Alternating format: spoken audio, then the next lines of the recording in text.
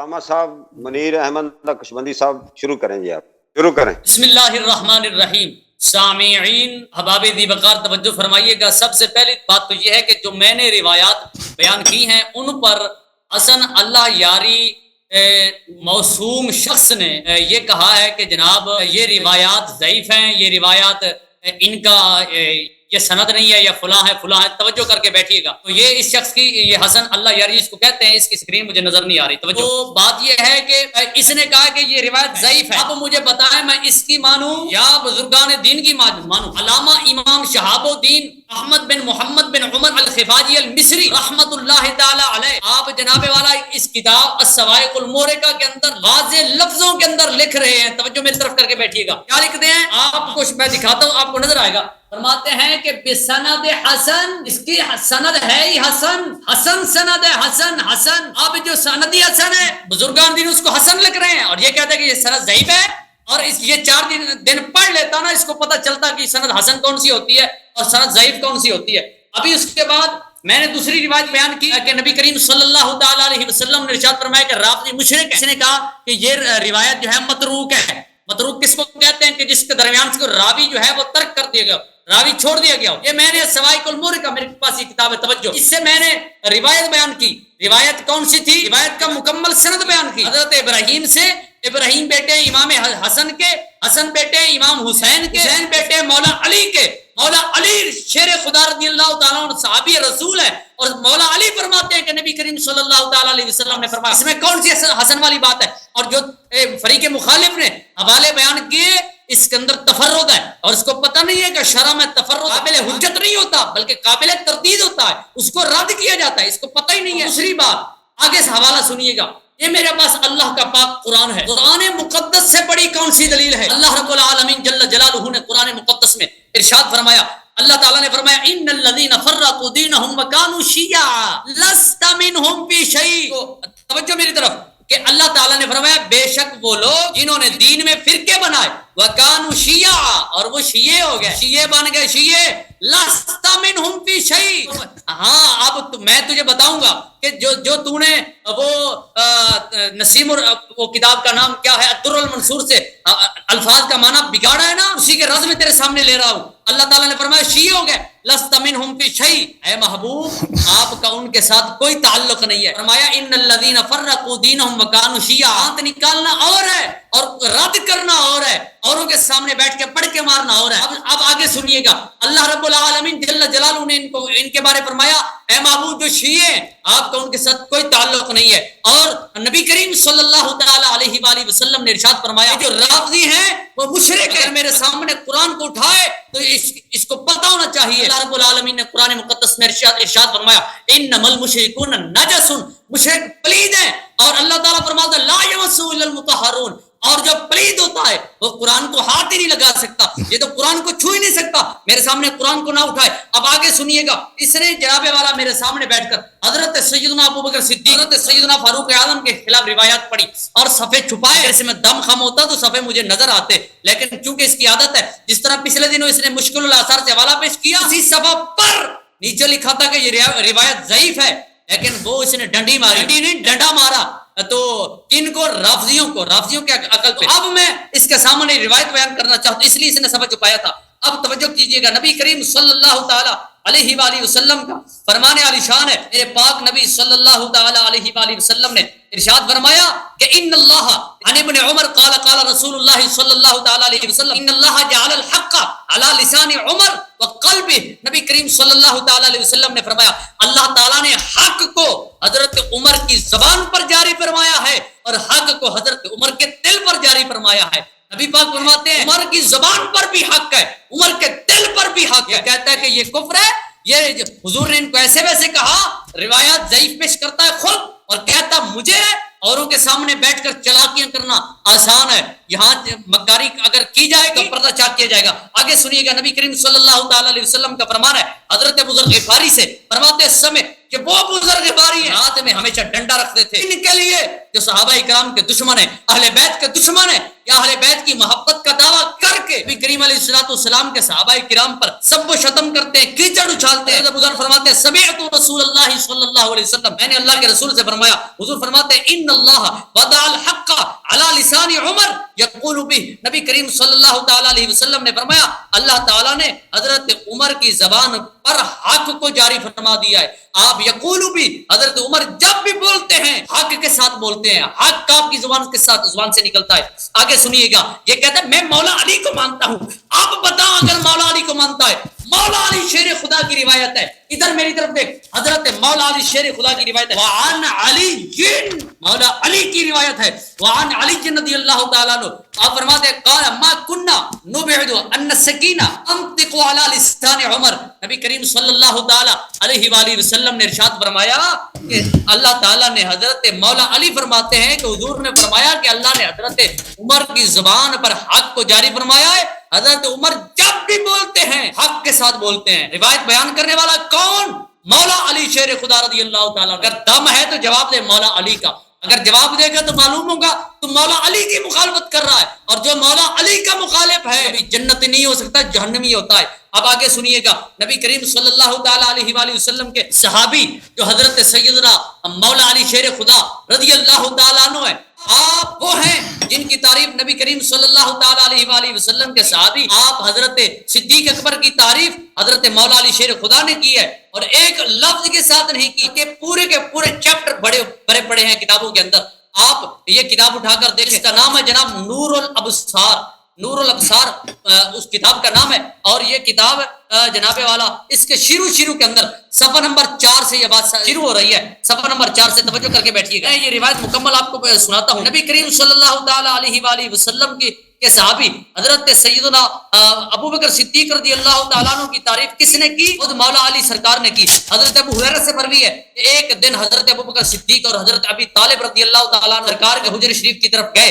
حضرت علی المرتضیٰ نے حضرت ابو بکر صدیق سے کہا کہ آپ آگے تشریف لے جائیں, حجرہ کے دروازہ پر دستک دیں. پر خوب اصرار فرمایا.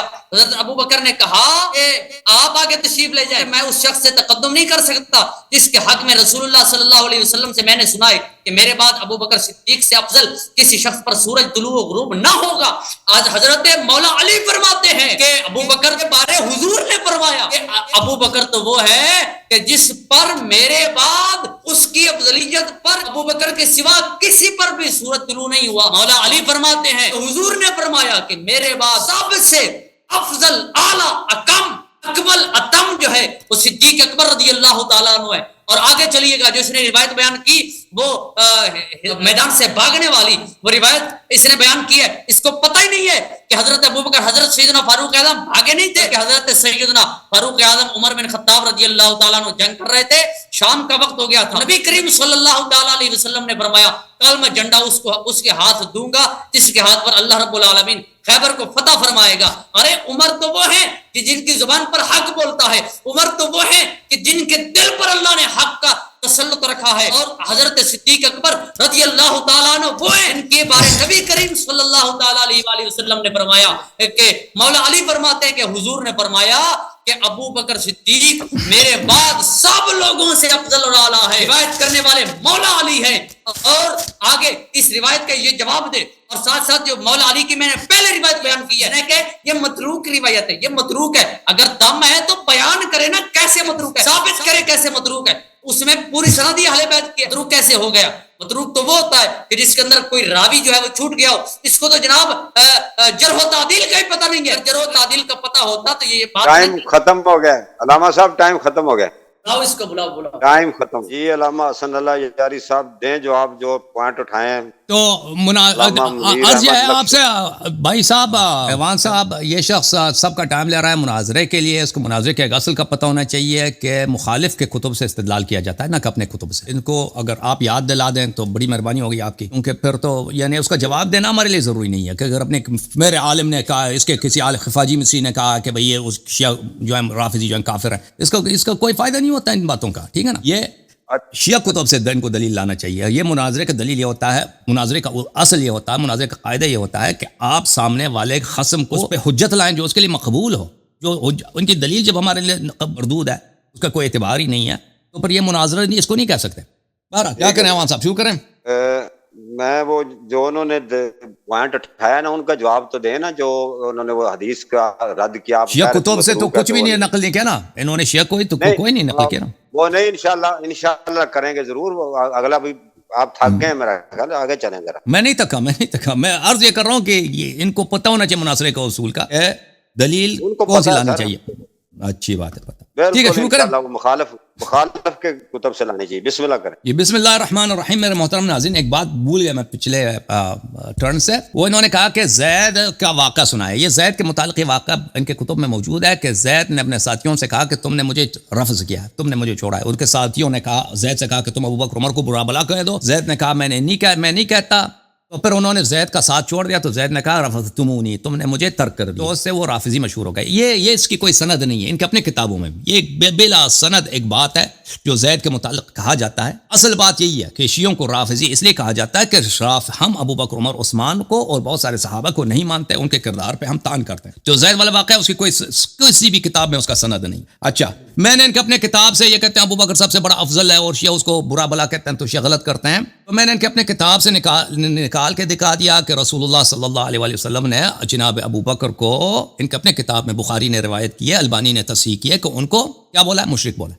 اس کا جواب دے دیا اس نے، بالکل جواب ہی نہیں دیا. تو پھر یہ تو میں نے ثابت کر دیا نا، نبی صلی اللہ علیہ وسلم کی سنت ہے کہ ابوبکر کو مشرک کہنا. یہ تو سنت ثابت ہو گیا نا بھائی. سنت تو اسی کو کہتے ہیں کہ رسول صلی اللہ علیہ وسلم کے چال پہ چلو، ان کے گفتار پہ چلو. سنت تو اہل سنت تو ہم ہے بھائی، ہم رافضی اہل سنت. پھر یہ رسول اللہ صلی اللہ علیہ وسلم نے ابوبکر عمر صاحب کو بولا احمق ہے، ٹھیک ہے نا. یہ تو ان کے اپنے کتابوں سے، ان کے روایت سے میں نے ثابت کر دی. اس کا جواب دے دیا اس شخص نے، نہیں جواب دیا. میں نے تو ثابت کر دیا بھائی کہ رسول صلی اللہ علیہ وسلم نے جناب عمر کے متعلق وہ کلمات الفاظ استعمال کیے ہیں کہ کسی بھی شخص کے آپ کہتے ہیں وہ کہتے ہیں کہ یہ گالی، یہ جو ہے توہین ہے. پھر ثابت ہو گیا کہ یہی کام رفض، یہ ان کو برا بلا کہنا، یہ سنت نبی صلی اللہ علیہ وسلم. ان کے اپنے کتابوں سے میں نے ثابت کیا. اس کا جواب دے دیا اس نے، جواب بالکل نہیں دیا. یہ آپ کی حدیث نہیں ہے، آپ کیا حدیث ہے؟ آپ کی کتابوں میں بہت سارے احادیث ہیں. قوم یسمون الرافضہ. میں نے پہلی بات یہ ہے کہ میں نے یہ روایات بہت سارے دکھا دی کہ وہ یہ حدیث لا یصح حدیث واہی ہے. جب میں نے ثابت کر دیا آپ کے اپنے کتابوں سے. خفاجی المصری کوئی بڑا محدث نہیں ہے، وہ علم کلام کا ایک اس نے کتاب لکھا ہے رسول صلی اللہ علیہ وسلم کے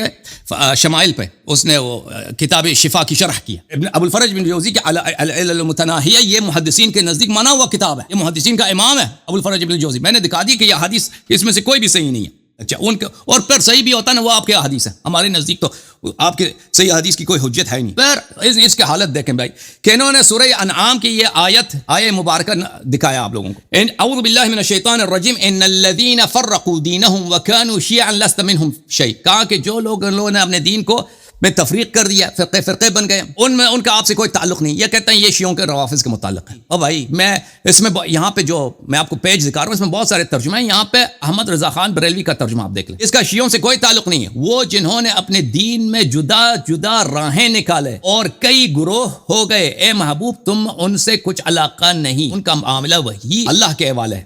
ٹھیک ہے نا. یہ طاہر قادری صاحب کا ترجمہ دیکھیں. بے شک جن لوگوں نے جدا راہیں نکال کر اپنے دین کو پارا کر دیا اور مختلف فرقوں میں بٹ گئے، آپ کسی چیز میں ان کے ذمہ دار نہیں ہیں. یہ کیا؟ یہ شیعوں کے متعلق نہیں بھائی، یہ آپ لوگوں کے متعلق ہے جنہوں نے دین کو پارا کیا. شیعوں نے اپنے دین کو پارا نہیں کیا بھائی. ملاحظہ کریں شیعوں نے کیا کیا. شیعوں نے یہ کتاب ہے سنن ترمذی. یہاں پہ میں آپ کی خدمت میں عرض کروں، یہ حدیث میں آپ کو دکھاؤں.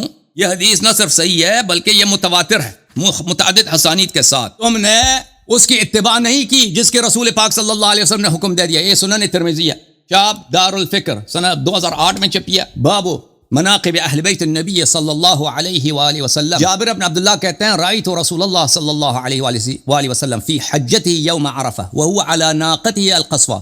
رسول پاک صلی اللہ علیہ وسلم عرفہ کے دن اپنے اونٹنی پہ خطبہ دے رہے تھے. میں نے سنا یہ کہہ رہے تھے یا ایھا الناس انی ترکت فیکم من ان اخذتم به لن تضلوا. میں تمہارے درمیان اپنا وصی، اپنا وارث، اپنا خلیفہ چھوڑ کے جا رہا ہوں، اس کو کہ اگر اس کی اتباع کرو کبھی گمراہ نہ ہو جاؤ گے. کتاب اللہ و عترۃ اہل بیت. هذا حدیث حسن، حدیث حسن ہے اور یہ بہت سارے متعدد طرق کے ساتھ ہے بلکہ متواتر ہے حدیث. خود ترمذی نے اس کی تحسین کی ہے، اتنا بڑا محدث ہے. نبی صلی اللہ علیہ وسلم نے فرمایا کہ میں تمہارے درمیان چھوڑ کے جا رہا ہوں کہ اگر اس کی اتباع کرو گے کبھی گمراہ نہ ہو جاؤ گے. قرآن اور اہل بیت طاہرین علیہ السلام. تم اہل بیت کی اتباع کرتے ہو، تم اہل بیت علیہ السلام کے دشمنوں کی اتباع کرتے ہو، تم اہل بیت علیہ السلام کے غاصبین کا اتباع کرتے ہو، تم ابوبکر عمر کو اہل بیت علیہ السلام کا امام مانتے ہو، حالانکہ رسول صلی اللہ علیہ وسلم نے ابوبکر عمر پہ واجب کیا ہے کہ اہل بیت علیہ السلام کی اتباع کرو.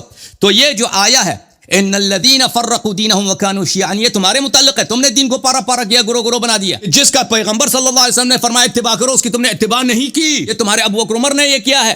ان الذین فرقوا دینہم وکانوا شیعا، کہ جس کے رسول پاک صلی اللہ علیہ وسلم نے بولا کہ اتباع کرو، اس کی اتباع نہیں کی، فرقے بنا دیا انہوں نے. فرقہ تو ہم نے نہیں بنایا ہے، یہ شیعہ کو تو اللہ اور رسول صلی اللہ علیہ وسلم نے بنایا. فرمایا کہ اہل بیت علیہ السلام کی اتباع کرو. اچھا، پھر یہ اپنی کتابوں سے موضوع احادیث لے کے آتے ہیں. بھائی میں آپ کی خدمت میں عرض کروں، یہ ابو بکر عمر کی شان میں ان کو پتہ نہیں ہے. ابو بکر عمر کی اگر تم نے کوئی شان بتانا ہے تو شیعہ کتاب سے کوئی حدیث لے، اپنی کتابوں سے ضعیف احادیث پیش کرتا.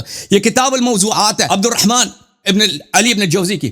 ملاحظہ کریں یہاں پر، باب فی فضل ابی بکر قد تعصب قوم لا خلاق لهم يدعون التمسك بالسنة فوضعوا لابی بکر فضائل. ہمارے ایک گروہ ہے، کہتے ہیں ہم محدث ہیں، انہوں نے ابو بکر کے متعلق جھوٹی احادیث بنا دی، جھوٹی احادیث بنا دی. اچھا، پھر ملاحظہ کریں، میں آپ کی خدمت میں، یہ آپ کے اپنے اکابر کہتے ہیں کہ انہوں نے ابو بکر عمر کے متعلق احادیث بنا دیا.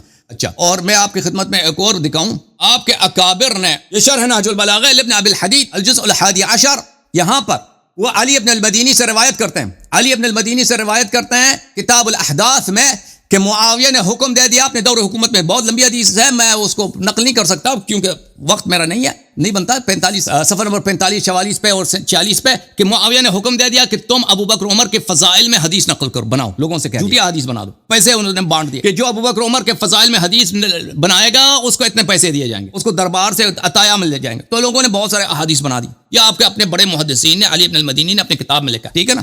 تو ابو بکر عمر کے فضائل میں جب آپ کے اپنے اکابر نے شہادت دیا ہے کہ ان کے اب آپ کی خلافت نے انویسٹ کیا ہے کہ ان کے متعلق احادیث بنائے جائیں، تو لازمی بات ہے وہ احادیث تو آپ کے کتب میں کچھ احادیث تو ہوں گے جھوٹی احادیث ان کے فضیلت میں. آپ نے حدیث نقل کیا، ان الحق علی لسان، ان اللہ جعل الحق علی لسان عمر، ان السکینۃ ينطق علی لسان عمر. کہ حق جو ہے عمر کے لسان پر ہے اور سکینہ بھی، آرامش، سکون عمر کے لسان پر. تو بھائی آپ زیادہ جانتے ہیں یا صحابہ جانتے ہیں؟ اور پھر آپ نے کہہ دیا یہ جو خیبر میں عمر صاحب بھاگ گئے تھے، فرار کیا تھا، یہ کیونکہ شام کا وقت آ گیا تو یہ بھاگ گئے تھے. کیوں جھوٹ بولتے ہو؟ ایسی حدیث میں ایسا کوئی لفظ ہی نہیں ہے شام کا وقت آ گیا تھا. حدیث کے الفاظ یہ ہیں، یہ مستدرک میں دیکھو، مستدرک کے صحیحین میں حدیث ہے، صفحہ نمبر 298، حدیث نمبر 4395، فجاءوا يجبنونه ويجبنهم. شام کا وقت نہیں ہے. فقاتلوهم فلم يلبثوا ان هزموا عمر واصحابه. جو ہی یہودیوں نے حملہ کیا ہے عمر کو بگایا وہاں سے. شام کا کوئی ذکر نہیں ہے، عمر کو بگا دیا.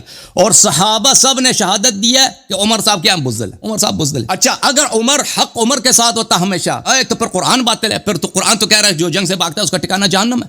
اور صحابہ صحابہ کو نہیں پتا تھا کہ حق تو ہمیشہ عمر کے ساتھ ہے. کیوں اس کو گالی دینا پیغمبر صلی اللہ علیہ وسلم کے سامنے اور کہہ رہے ہیں یہ بزدل آدمی ہے. اچھا، ملاحظہ کریں. اور پھر حدیث نمبر 4393 ذہبی نے بھی کہہ دیا کہ صحیح ہے. اس میں یہ ہے کہ ابو بکر صاحب نے بھی بعث ابا بکر الى خیبر فصار بالناس وانهزم حتى رجع. ابو بکر بھی یہودیوں سے بھاگ کے آ گئے خیبر میں، تو دونوں بھاگ کے آ گئے. اور اللہ تعالیٰ نے کیا فرمایا کہ جو جنگ سے بھاگ جاتا ہے اس کا ٹھکانہ جہنم ہے بھائی. اور رسول صلی اللہ علیہ وسلم کے سامنے سب صحابہ نے شہادت دی کہ بزدل آدمی. اور نبی صلی اللہ علیہ وسلم نے صحابہ کو نہیں ڈانٹا تم کیوں اس کو کہہ رہے ہو کہ بزدل ہے، بلکہ نبی صلی اللہ علیہ وسلم نے صحابہ کی تائید کی، اس لیے کہ انہوں نے ابو بکر عمر کو کمانڈ سے، سپہ سالاری سے ہٹا دیا اور فرمایا کہ کل میں ایک ایسے شخص کو علم دوں گا جو مجھ سے محبت کرتا ہے، میرے رب سے محبت کرتا ہے، اور میں اور میرا رب ان سے محبت کرتے ہیں، اور وہ واپس نہیں آئے گا جب تک خیبر کو فتح نہیں کرے گا. کرارا غیر فرار، وہ کرار ہے، فرار نہیں ہے. ٹائم ختم ہو گیا. جی سر. جی